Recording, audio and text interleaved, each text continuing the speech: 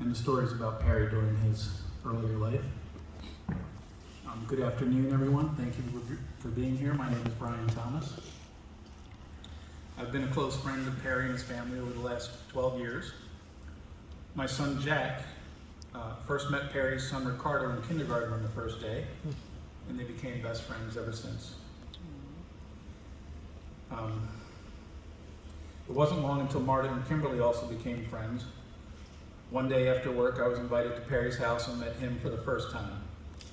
He and I ended up talking boats, motors, cars, saltwater fishing, scuba, and it was an instant bond. Dirt bikes to diesels, jet skis to jet engines, anything with the motor, Perry and I loved.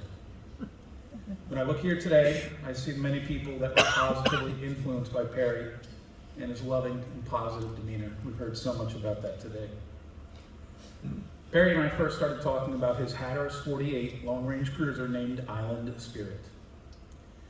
He would spend over 7 years taking his family and friends sailing or cruising or just to dinner on Island Spirit. When I think about the term Island Spirit, it makes me think about Perry. First of all, Perry's body has passed on, but his spirit is now living in heaven and among us here today. When I think about the word Island Spirit, the word "and" jumps out to me. Perry never spent a lot of time alone. It was always Perry and Holmes, and Helen, and Lori. And it was Perry and his fellowship, which he loved, by the way, for 30 years. It was also Perry and his football teammates like John. Perry and his fellows he cycled with out in the West. He loved going to Colorado.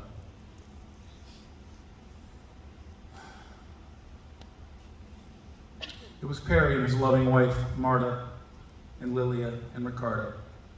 His trade shows he was known as the Otis Spunkmeyer guy, and he even named his boat, his first offshore boat, Me Like Cookies. It had a graphic of the Cookie Monster on the side. With the help of a few of his friends, Perry rebuilt the boat, installed a new Yanmar diesel, which would serve him well for many, many years in his travels offshore. Perry loved sailing to Key West from St. Petersburg. It was July 8th, 1994, when Perry left St. Petersburg area with his father Holmes, Perry's uncle, and his pet dog Mercury. It was a smooth trip for the first several hours, and they had planned to land in Key West later that evening. Sometime in the mid-afternoon off of Fort Myers, Perry, doing his regular checks, as he always did, realized that Mercury, their dog, was not there. They searched for over 3 hours, crisscrossing the seas in the direction that the tide was flowing, looking for Mercury. The weather started kicking up to 4 to 5 foot seas, and fuel was running low, and they had to make it to Key West. This was before the time of cell phones. They had given up hope for Mercury and continued on to the Keys. Not too far away, Ramon Cruz, a fellow fisherman, saw a floating coconut. They went over to investigate, and lo and behold, 20 miles off of Fort Myers Beach was Mercury. They hauled Mercury on board and gave him some water. It turns out Mercury was swimming for over 2 hours.